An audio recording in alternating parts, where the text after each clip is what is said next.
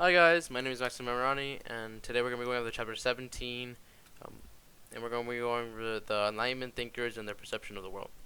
So, a few disclaimers. Um, I might butcher some names. Please forgive me if I do. I might definitely butcher some names. Another disclaimer is that so you might see that some of the text is highlighted. So that will be to the questions. So the questions at the end have different highlighting colors, and so if you look through the slides, there will be different sentences highlighted, and that's because they pertain to that said question.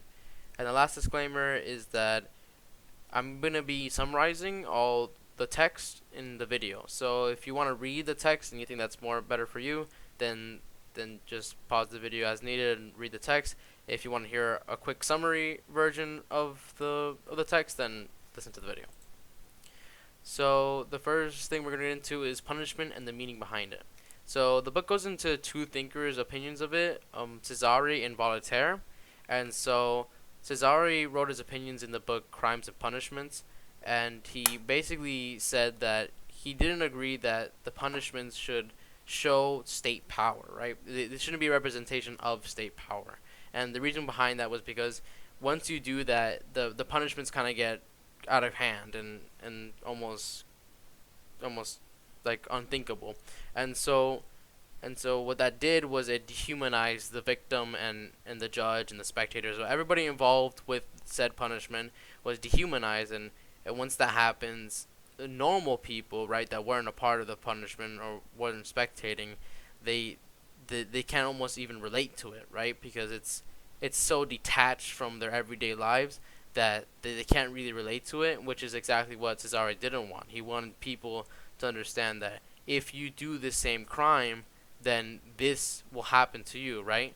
And so he believed that lesser punishments would actually make more and more people not commit the crime, because a lesser punishment from these punishments would be a normal punishment in today's society, right? So yeah, he really wanted the punishments to dial down a bit, so that everyone could relate to the punishment and fear it, so that there's more social order and stuff like that. So the next is thinkers and the difference between thought and belief. So a lot of Enlightenment thinkers at the time thought there was two parts to religion, right? So there was the divine aspect, right? So a lot of them thought that there was a divine presence, right? Now they follow different religions and this and that, right? But the general premise is that their religion had a divine aspect and they believed in said divine aspect, right? But a lot of Enlightenment thinkers also disagree with the premise of religion in that time, because religion at that time didn't only serve as a divine aspect, it was also serving as an institution. So, along with promoting the belief in said divine principles, they would also teach academics. And so, the problem with that is that now the two are mixed together. So, there's the religious aspect and the academic aspect, and so the Enlightenment thinkers were arguing that they shouldn't be together, right? They should be two separate institutions, but at the time, that's what was happening. And so they really disagreed with that, and and it was conflating. It was conflating. So the church would often teach curriculum or different things in the way that proved their religion the most. And so they would disregard observations or scientific discoveries in the name of proving their religion.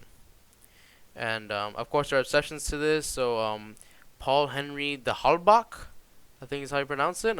He was an atheist at the time, and which is really rare. Just being an atheist is rare at this time in history. But he was an Enlightenment thinker that was an atheist. So not everybody believed that there was two parts to religion, but a lot of them did. So the last thing we're going to talk about is the different thoughts on slavery. So most Enlightenment thinkers believe in the premise that people, right, individuals, could reason and govern for themselves. So basically, they could think for themselves, and they could think of laws and ways to to act accordingly in society. And so a lot of Enlightenment thinkers believed, right, that was their original premise, and that's what goes onwards from there, right? And so a lot of them believed in that. So when you think of slavery, obviously that premise is gone, right? Slaves don't have the power to reason and govern for themselves, right? Only their masters can. So a lot of people did believe in that core principle, right? And they said that slavery was bad because it breaks this core principle. But then a lot of them, a lot of different thinkers also disagreed. I mean, agreed with slavery, right? In different aspects. In different aspects. So we see Montesquieu. He believed in the core concept that slavery was bad for the reasons that they couldn't reason and govern themselves and all the morality, right? But then he also argued that societies balance their system in accordance to their needs.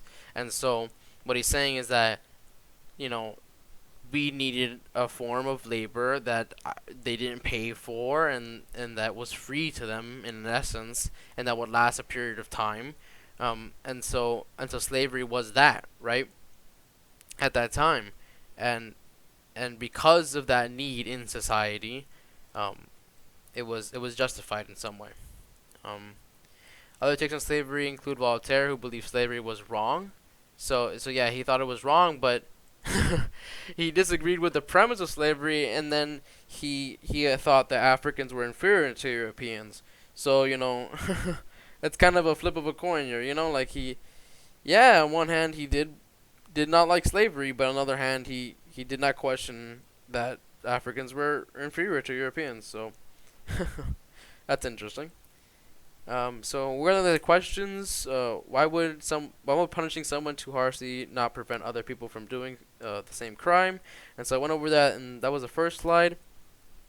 And I put stuff in pink to help you answer this question.